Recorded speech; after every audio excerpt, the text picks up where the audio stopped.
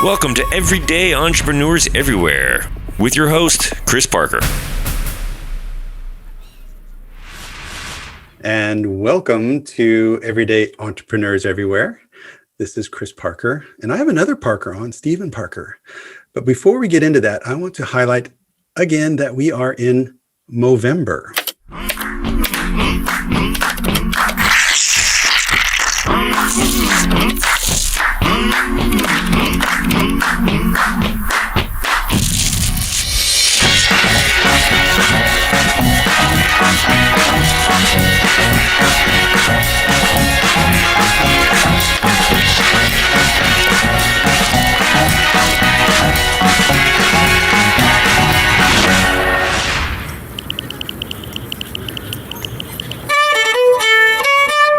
Movember is the month where Mo bros and Mo sisters are moving their body or having events or sometimes shaving their face, like I have and like Stephen has. If you're watching the video, we are looking very similar for a number of reasons, and raising awareness for men's health and men's health and physical health and mental health. And if I have one call to action from this, I'm really asking people to call someone they know and they care about, perhaps they haven't spoken to in a while, and just check in. Let that person know that you care and that you love them and you're there to talk. And during this crazy pandemic time, I think that is hugely appreciated and could really make a huge difference in someone's life. So I have Stephen Parker here, and Stephen was, I think, my first or second podcast guest ever, and we never even published that because it was an early version, shall we say. So it was an excellent part of the learning. And Stephen, of course, is my big brother. And I thought during the month of Movember, what else would you do than share this with family? So Stephen, love you, brother, and so happy you can be here. Stephen is a professional in surveying, and we're going to talk all about that. But so let's just kick it off. And Steve, what is it, Stephen, that you do, and why do you do what you do? Okay. Well, I'm Steve Parker. Thanks for the introduction. Let's see. I am a professional land surveyor in the state of Colorado and in Kansas, and hopefully very soon in the state of Texas. I just sat for the exam. Certified floodplain manager with the Association of Floodplain Managers, the national certification. I'm also a certified certified federal surveyor with the Department of Interior, Bureau of Land Management. I have a graduate certificate in Geographic Information Systems. Presently the president of the Professional Land Surveyors of Colorado, our state association, and also I'm very active in the Southern Colorado Professional Land Surveyors chapter of the PLSC. And I'm a volunteer at Engineering Ministries International. I've gone to Africa with them a couple of times. And I work for a mid-sized engineering consultant firm that's based in Florida. And but our office is here in Colorado Springs. We're kind of a small office that's annexed to a larger office up in Denver. And I've been doing surveying for coming up on 30 years. And I've been working for this company for a little more than 2 years. I'm going to have to jump in there and ask, what is surveying for most of us that don't know? So if you're a property owner, you probably know what a surveyor is in the state. It's a land surveyor. Has a quasi-judicial role in determining boundary lines. So we are charged and licensed by the state so we can be sued to determine boundary lines. And so we do that for residential, commercial, and then also the sovereign, which is the state and local and federal entities that own rights of way, i.e. highways. And then also we write easements for utilities and corridors, pipelines, power lines. We describe those corridors legally, and we do a lot of mapping. So land surveyors are precise mappers and cartographers, but also we interpret the law on behalf of our clients. And so surveying is a multidisciplinary profession. It takes years to become a surveyor, and it's very rewarding because you spend quite a bit of time outside and quite a bit of time inside doing your research and producing your work product for the client. When you've told me stories about it before, I sort of imagine you being a little bit like Indiana Jones, meaning you're doing research in libraries, trying to figure stuff out, and then going out, climbing over boulders and fighting large spiders to find relics to determine where something has been. Yes, we wear wide brim hats for the sun. We almost always have a sidearm, and we come face to face with many wild animals, including hostile property owners who are also armed. So we have a lot of adventures. You get a bunch of surveyors in one room, and there's no end to the stories of the adventures that we are so lucky to participate. It happens that when you're headed out into the woods and into the urban jungle, there's no end to the things that you encounter. And you end up in places that other people just don't go, because why would they? And so, we find things. The best thing is, as a surveyor, is there's a large historical component, and that is getting in the footsteps of our forefathers. And so we as surveyors leave things behind for our successors. And we just love finding 120-year-old little pieces of evidence that were left for us to find in order to propagate whatever boundary it is that we're running. So it's fun. There's a lot of history. There's a lot of law. There's a lot of technology. There's a lot of forensics investigation. And then there's the artistic piece where we are cartographers. We're making beautiful maps that go into posterity. Sometimes they're very utilitarian, and sometimes they're heirloom quality. So it's fun. A lot of people don't know what surveyors do. That's why I was asking the question. Yeah. Yeah, it's different in every country too. Here we're called professional land surveyors or registered land surveyors or professional surveyors or whatever the legal term is, that depending on each state, because each state has its own history here in the state. Each state is created differently, and so the boundaries are handled differently over time. Obviously, the New England states are far different than the Western states, which are far different than the states that were first established in Spain and then Mexico. So lots of history that you have to follow in order to understand how someone's piece of property came to be. So, well, and I think it's very different from here in the Netherlands, where we've built a house, but the entire country has been curated to the millimeter, and it's so, and certainly in the province that I live in, which literally 50 years ago was underwater, the whole province is created, and that I think that there's a different type of history. So I think when we were building, the surveyor was really someone from the city, and it was really just putting some stakes in the ground and saying, don't build over that line. So, Stephen, why do you do all this? What is your inner drive to embark on that adventure? Well, I just enjoy surveying. I mean, if there's no other reason, it's because I enjoy it.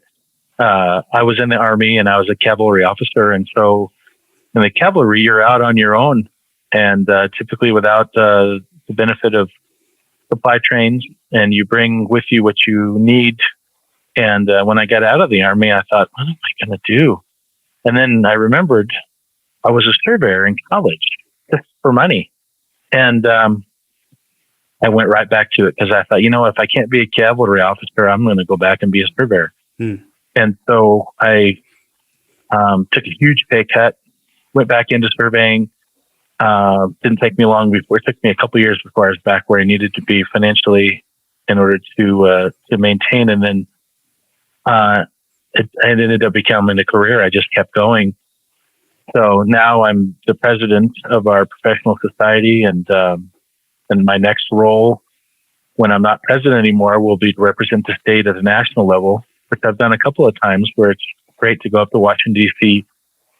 and team with lobbyists on behalf of the industries, depending on all different disciplines. It's really fun to get together with all of those fellow professionals at Washington, D.C. and go and visit with our lawmakers in order to promote our profession and keep it going, because it's a vital part. I mean, land tenure. Without land tenure, there's no way to grow a country and have prosperity. Without people owning property, there will be no prosperity. And so that whole land tenure, we're the keepers of that whole land tenure system. So, and actually, if you look at Mount Rushmore, there's 4 guys up there. 3 of them are surveyors, and then some other guy. So some other guy. Yeah. All right. Yeah. So Jefferson was the only one that wasn't the surveyor out of those 3. Or Roosevelt. Sorry, Roosevelt wasn't the surveyor. But so there's a long history of surveying. We're said to be the second oldest profession on earth. So, being the second oldest profession on earth, I'm going to talk about who your customers are, and as opposed to the customers of the first oldest profession. And I want to throw a little twist in there as far as customers, because you mentioned the ministry work that you've done. And if I remember correctly, you have gone to Africa, I think at least a number of times, and helped over there with your surveying skills and your engineering skills. Am I recalling that correctly? Yes. To Kenya and to Burkina Faso were the 2 projects I worked on of late, and what we were doing was building universities. One of them was a Christian university. I guess they were both Christian faith-based universities, but there was money coming from the United States, because these universities, unlike so many other schools in Africa, allowed women as students and as faculty, and so there was money coming from the States. And so they were doing large infrastructure changes. One of them was we built a series of dams, or designed a series of dams in a little place called Athi River outside of Nairobi. And so it was a topographic map. And what was great was, well, on both projects, I didn't bring staff. I just went. And so I had students become my surveying crew. And it was funny because they first showed up in their Sunday finest out of respect. And I told them, no, we're going to be swinging machetes and cutting line, and we're going to be working. And so the next day they came in their working clothes, and we got quite a bit of work done. But and then when I was in Burkina Faso, there was a language barrier there. They all spoke Maori and French, and I don't speak French. So I had to do a lot of sketching in my field books, and I was given a crew of an electrician and a middle school teacher. And the 3 of us went out and went into the thickest drainages and made topographic maps for engineering design for the purposes of sanitary system, and also new buildings, specifically dormitories and a hospital facility. So at this university campus, it was extremely rewarding, and I'd love to do that more. So maybe when my kids grow, I'll be able to do that full time. That'd be great. And what are your more corporate customers look like, without naming names? Because I know you do government work and big corporate work, but who is the person who usually calls you and says, go survey something? How does that happen? Typically, there's an energy company or a local municipality will give us a call. But, to be honest, I read a lot of proposals for contracts, but I don't market at all. They call us. We don't. I don't have to reach out. So there's three types of clients. There's existing clients, there's dormant clients, and there's new clients. And to be honest, I stay away from new clients whenever possible because they are an unknown quantity. Whereas I stick to our existing clients and our dormant clients. And when they're dormant clients, I just wonder where they went, and then I just follow up and say, "Hey, you remember what we used to do together? Wasn't it great?" And they go, "Oh yeah, that's right." And then usually they become a current client again. Reason being, once you've established a good rapport and good communications and good expectations with a particular client, then there's a lot more that streamlines in the process. We're speaking the same language. We're understanding the needs. And my job as a professional, especially a seasoned professional, I've been doing this for a while. The reason they call me is because they often don't even know what they need, or they don't even know what they want. But they know I know. And so they can explain to me what it is they're doing. And I'll say, okay, this is how this goes. This is what we provide, and this is what you need.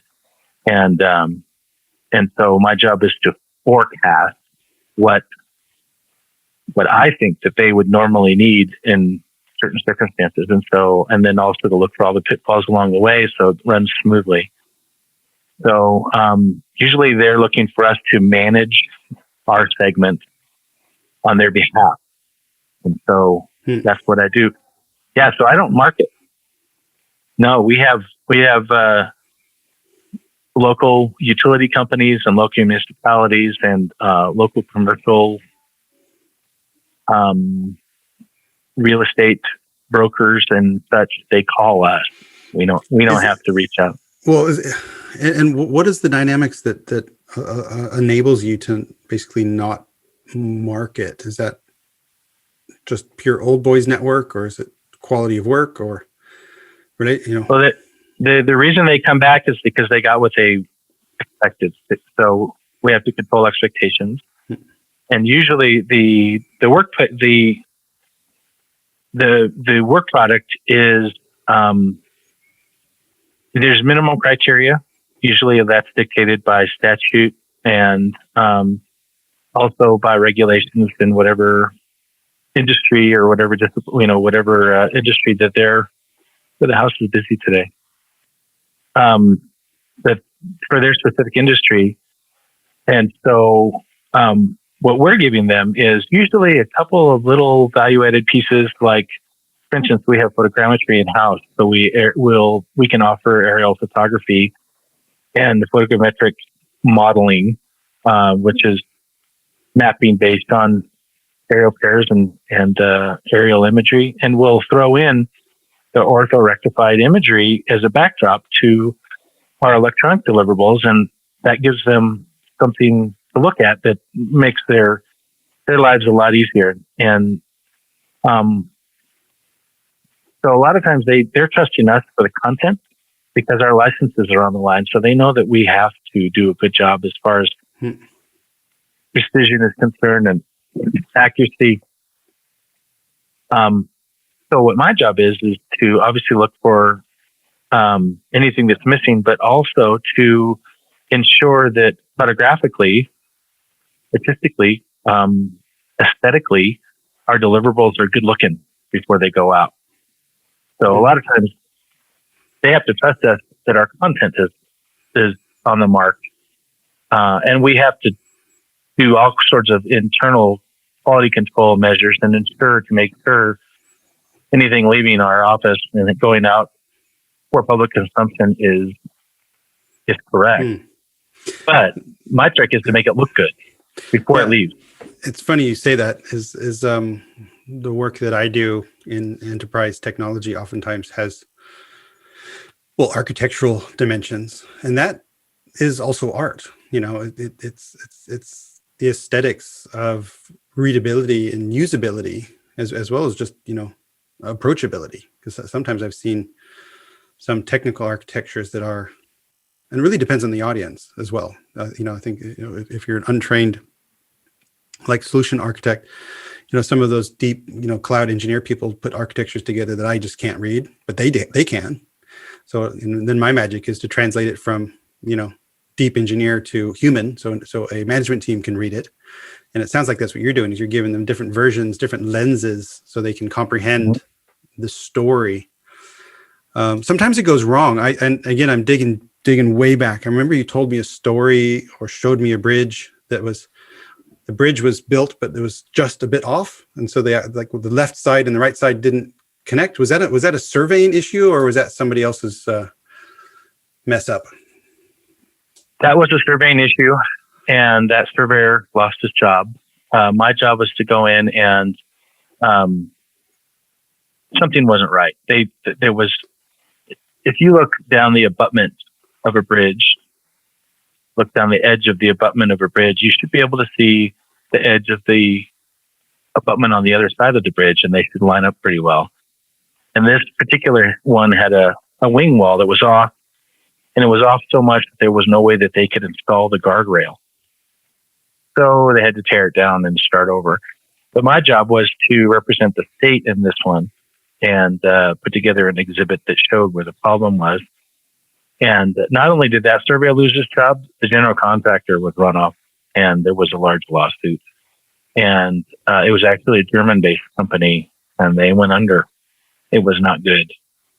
But that was pretty much the straw that broke the camel's back. I was just the one that sealed it at the very end. But yeah, you see that. You'll see every so often, you'll see a surveyor that does something wrong. We all know who they are too. And it doesn't take them long before they lose their license. They're out there being careless. Well, I guess that as a profession, and again, you're the president of the professional society in Colorado, as well as licensed in other states. I guess that it's meaningful if errors are made. It sounds like where the training and the certification and the continuous education seems to come in. And errors in emissions insurance. But if you have one claim, you're probably not going to be able to get another policy. But don't let that happen. And the trick is to be thorough and diligent a little bit more than the next guy. So you have to be thorough and diligent. Of course, that's the way the statutes read. However, what does that mean? That's really subjective. So I know that if I have to be thorough and diligent in my research and my attention to detail, just that little bit more than the next guy, to ensure that that no one's ever going to come back and call into question anything that I've certified and delivered. Yeah, it's amazing how much judgment comes in. And again, drawing a parallel to my world, enterprise technology and financial services, lots of regulation. Oftentimes when I hear just weird requests and people saying compliance requires, I'm like, no, compliance never requires. Show me. And when you dive down, there is some law. And you said, in my case, it oftentimes you need to be under control, or it has to be, secured, and sometimes says best effort. But what do these things mean? And then it's an interpretation, and then you have to decide, okay, which way, where's your risk appetite? Not only, because those rules are in place for a reason, good business hygiene reason, and as well as compliance risk reason. And so it sounds like there's the same sort of judgment dance in your world as in my world. But we do some self-policing as well. Like when I encounter something that I know can't be right, there's no way that occurs in nature. There's no way that can't happen. My first response is I'm going to get a hold of whoever that surveyor is, that fellow professional, and I'm going to say, I just found this. I'm not going to bring it to anyone's attention just yet, but I want to give you the opportunity to fix it because I know you didn't mean to do that. And that's a professional courtesy that we do for one another. And if that person won't answer the phone, the ducking and hiding, then you have no choice but to go to the state boards and say, I got a problem. So I'll do everything I can to try to get that person to step up and do what's right. But yeah, in a lot of ways, we're self-policing. So we find who that person was, which is good. Well, it's great, and I wish it was that way in my world because pretty much if you have one integrator, consulting agency in, and then the next one comes in, by definition they're going to tear apart the work of the people that were there before because that creates work. So I much prefer your approach. So what does the future look like? Because you've mentioned technology in your introduction to what surveying is like. If you forecast 5-10 years forward, will this be all by drones and robots, or how will the art of surveying evolve, do you think? The drones and robots, just another tool in the toolbox, just like the hammer, just like the Kansas of old. And so technology is something that we have to take. I mean, we have to stay on top of. And drones are still not a replacement for aerial photogrammetry and satellite imagery. It's a totally different application.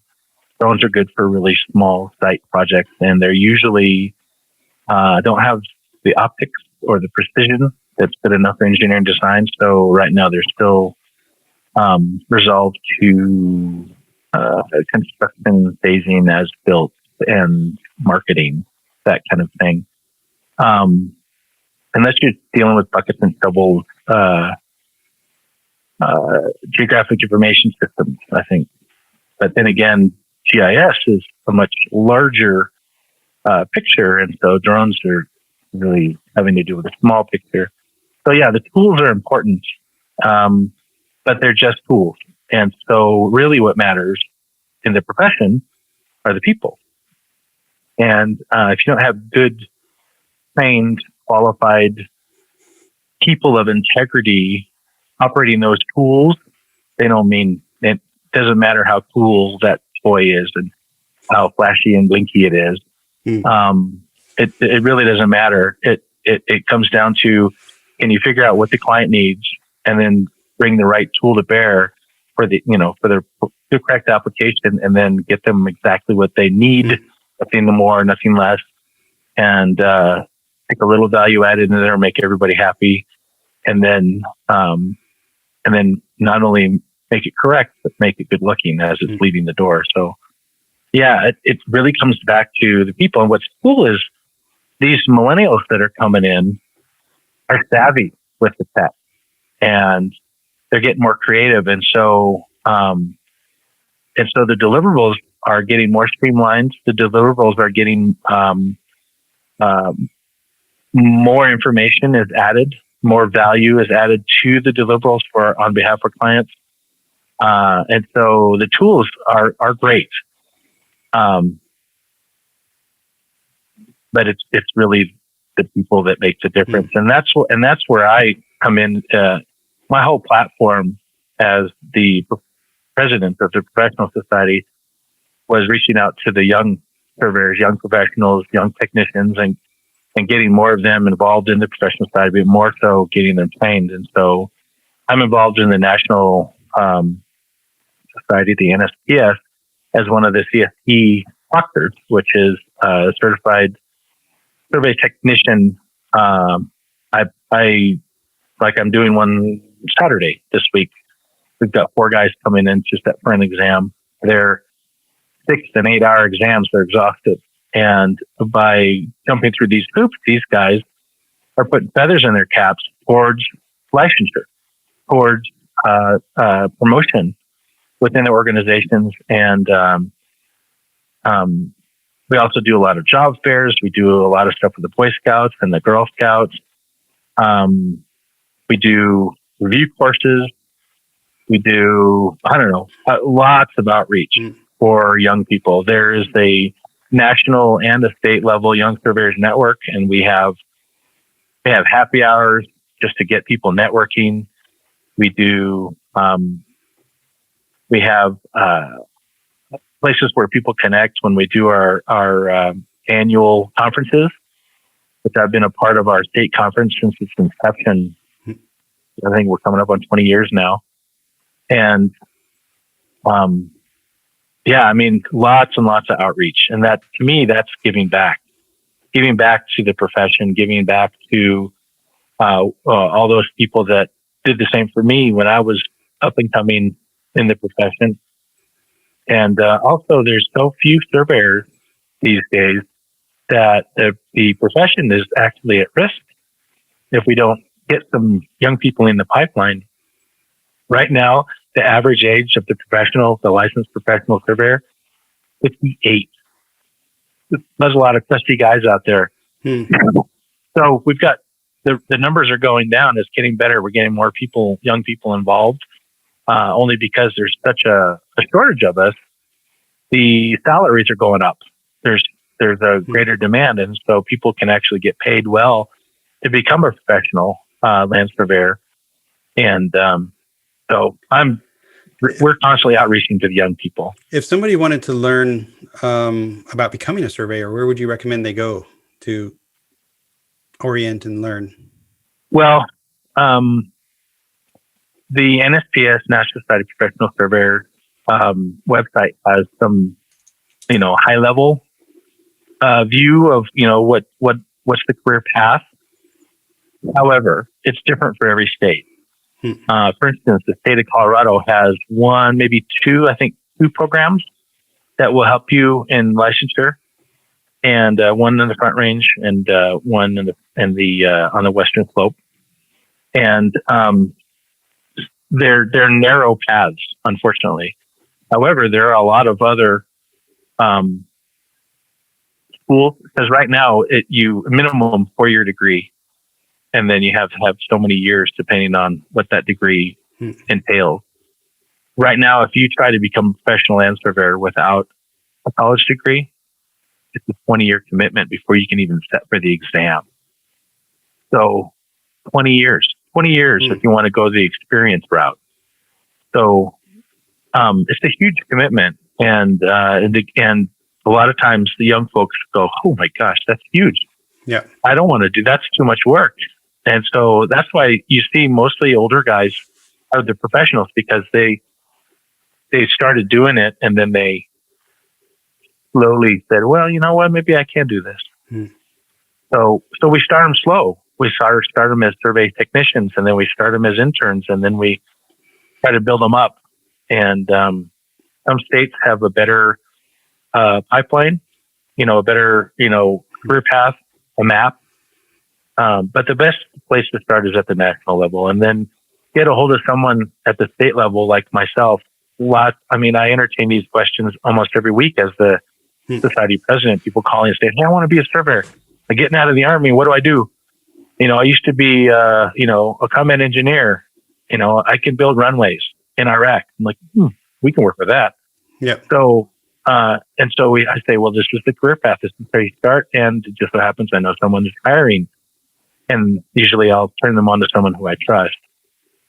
And there's a lot of that, a lot of networking, a lot of connecting people with folks that will get them working, get them paid right away.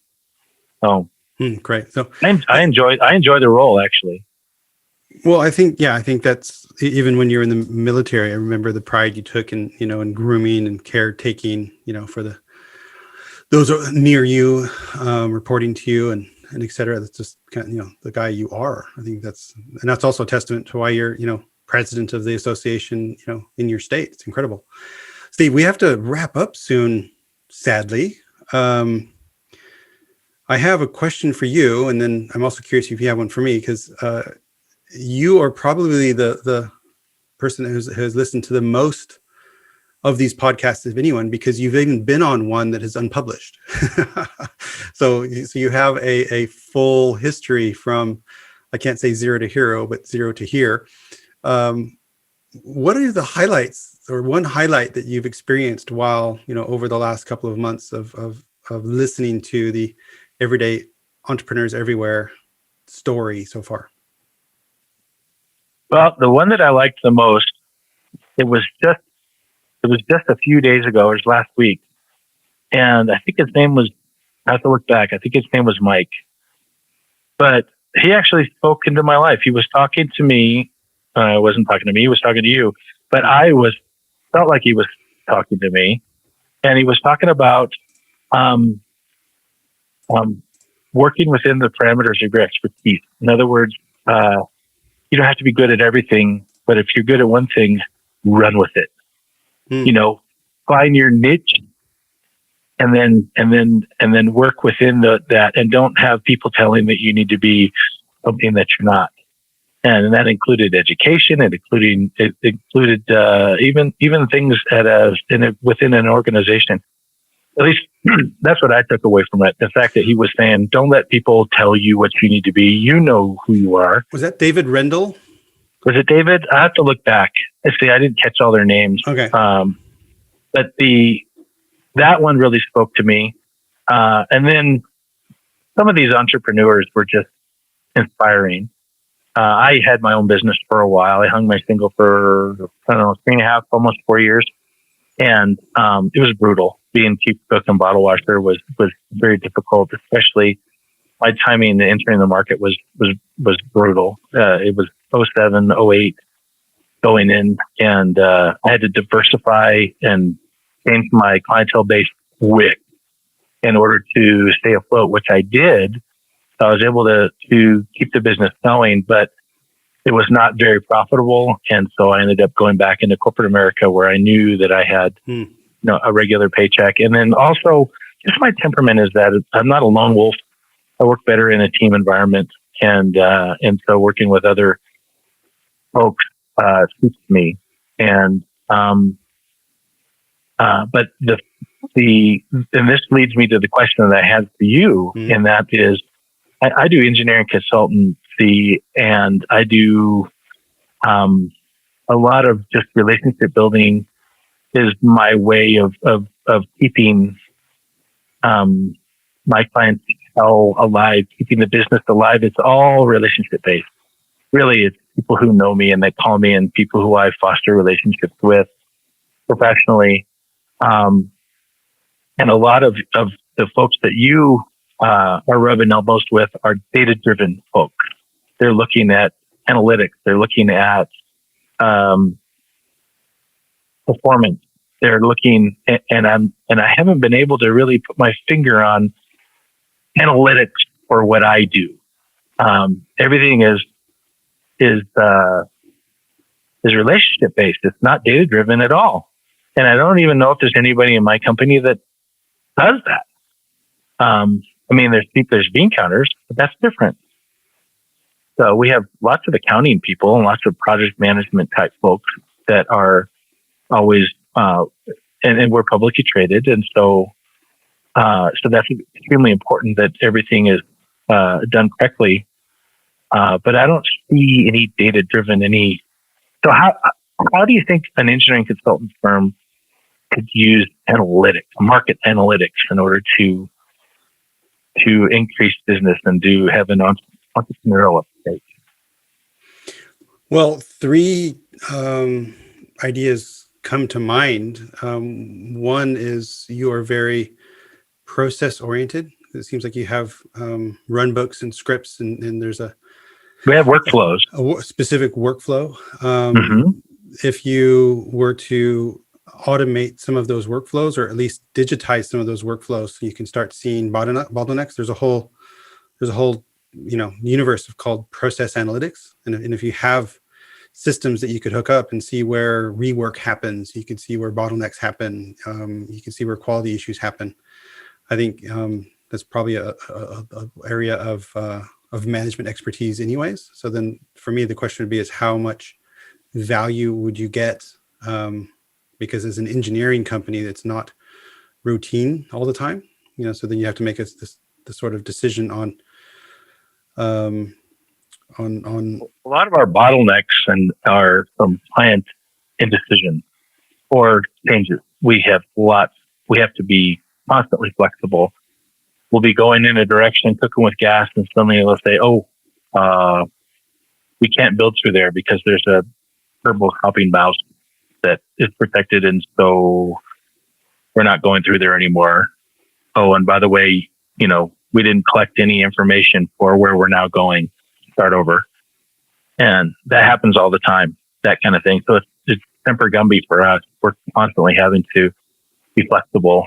And So that's client driven. But I see internal processes that we can definitely improve upon, and I'm looking forward to instilling some of that, and then even getting advice back from some of our young people.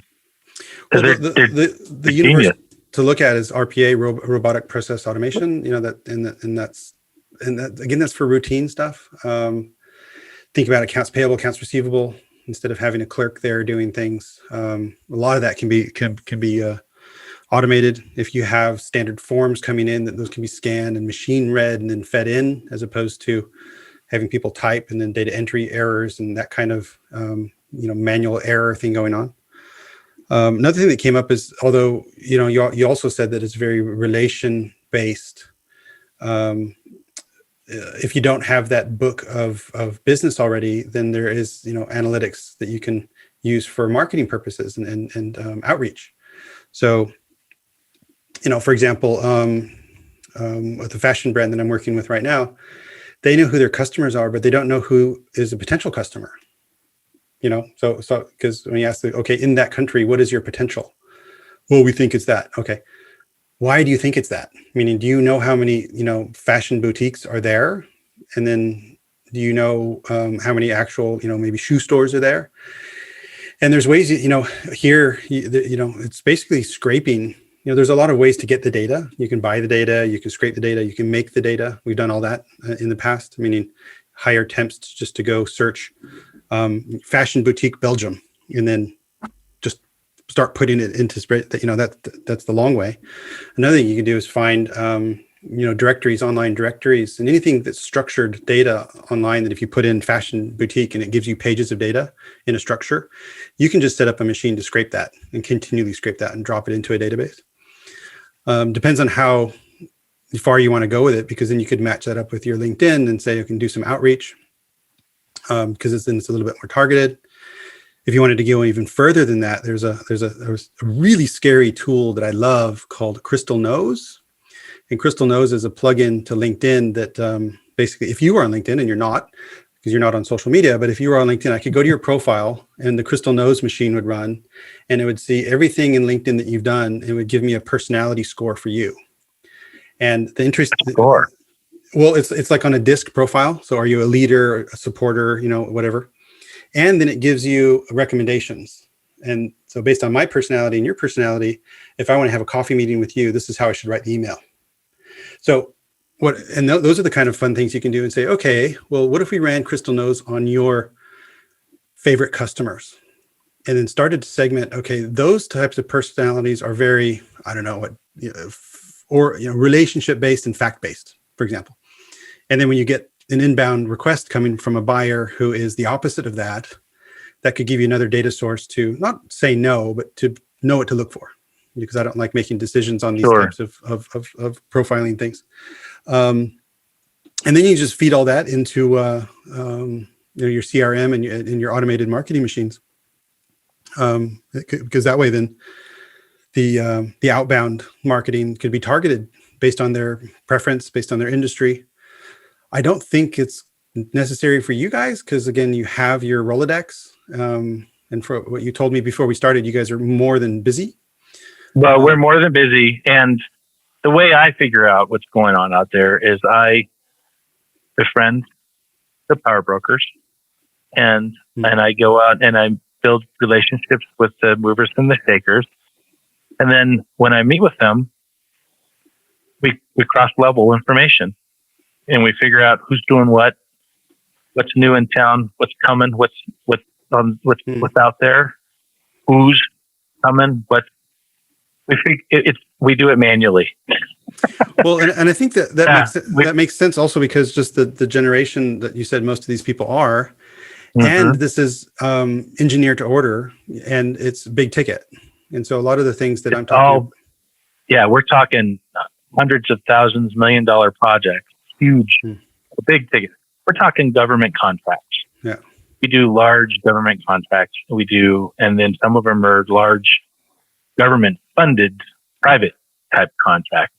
And it really, the way we figure out what's on the horizon is by networking with our fellow professionals. And every so often there'll be a new personality, and we're like, what? Who's this? Where do they come from? What do they know? Who do they know? How did they get there? And and then we welcome them into the fold as best we can. A lot of times we'll, like you were saying, we'll figure out real quickly which clients we do not want to have anything to do with because they're needy, they're petty, and they're poor managers of their own time and their own resources. And why should we let them bring us down? So, well, I love your question, and I'm not sure if you've seen it on my website, but I have that simplicity scan. It's the canvas, and one of the reasons that I made that over time with a lot of pain and suffering and collaboration is questions like this, and this is when I have people start that process on the left on round focus. And the left of the canvas is, what is the purpose of the organization? Who are the customers? What is the product? What does that customer journey look like? And what is the mindset? Because those are the questions that you need to answer before you can talk about these other things like technology and people and process. That's why I was giving you some fun examples, but then also challenging back and saying, I'm not sure if that's good for you because I'm thinking, the context of your business is different. And so then I would caution you not to, do management by magazine article and say, we can do this. Let's go do this. And sadly, that's where a lot of decisions are made. And then the right side. You're right. There's been lots of LinkedIn folks that have reached out to us that got it wrong. They didn't even know who they were talking to. So sometimes the analytics are askew or are lacking enough information to be effective. But sorry, I interrupted. Go ahead. Well, it's a tool that I use that when I'm doing, technical, digital, e-commerce architecture work. And by architecture, it's process architecture, it's talent architecture, it's tech data. I have to know what's going on that left side of the canvas before I can recommend anything, because you just don't know the gearing of the company. You don't know the culture of the company, the maturity of the company, and all of that really, really matters. And so, so that could help. But great question. Thank you. We need to wrap up. And before we wrap up, I want to thank you, Stephen, not only for being here, but also for shaving your face, because you were... I'm looking forward to a goatee again someday, but not before November. Yeah, not before November is open. And as a reminder to everyone, it is November. So we're just highlighting raising awareness for men's health, particularly men's mental health, anyone's mental health. It's not even really a gender thing for me, but just, be there for people. It's a crazy time. The uncertainty is very, very high. People need contact. People need to know they can talk to you and that you call. So if you haven't spoken to someone in a while, or you have that just intuitive belly tingle that you might need to reach out to someone, then even if you haven't talked to them in a long time, just do it, because your intuition is telling you for a reason. So Stephen Parker, giving back to the profession of surveying. Thank you so much for being here. I really appreciate it. And love you, brother. Thank you, Chris. Love you too. This is great what you're doing. I really appreciate it. And I'm going to keep watching all your podcasts. Learn more at ebullient.com/podcast.